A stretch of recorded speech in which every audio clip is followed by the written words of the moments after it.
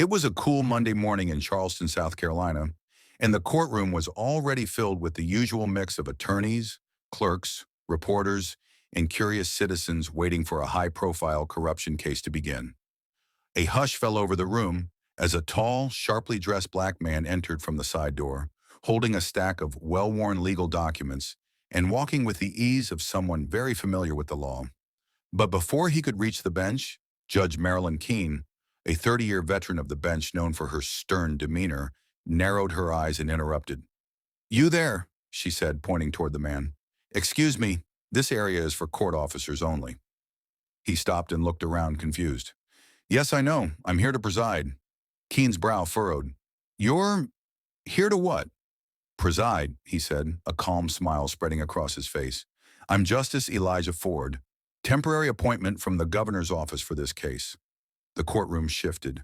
Whispers, stiff movements. The bailiff looked stunned. One of the attorneys dropped their pen. Judge Keene's voice turned slightly sharper. "This is a high-level case.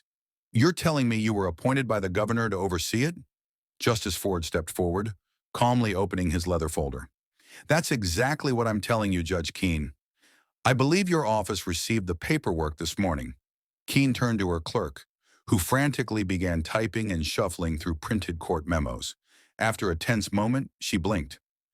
"He's right, Your Honor," the clerk said. "Appointed Friday. Special counsel review approved it. Confirmed by the governor's signature." Judge Keene stood speechless. "I wasn't informed." Justice Ford remained composed. "I understand. These things can get lost in the Friday shuffle."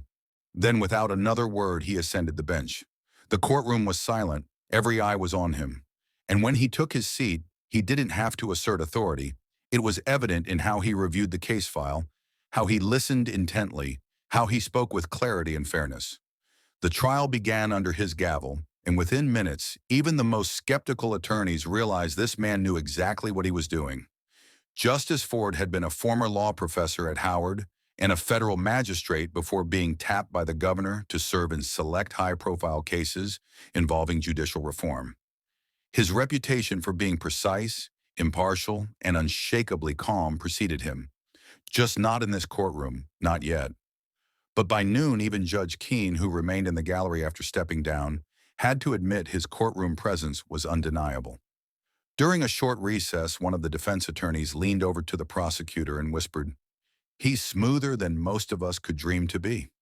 The prosecutor nodded. "And sharper, too." After court adjourned for the day, a local journalist approached Justice Ford outside. "Sir," she said, microphone in hand, "how did it feel being doubted the second you walked into a room meant for you?"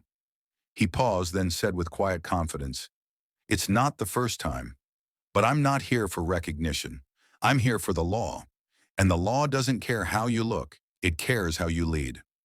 Photos of Justice Elijah Ford presiding circulated by evening, captioned with headlines like, "Governors Pick Surprises Courtroom" and "New Face of Justice in the South." But for Ford, the attention wasn't the goal. The goal was always to serve justice. And whether they expected him or not, that's exactly what he came to do.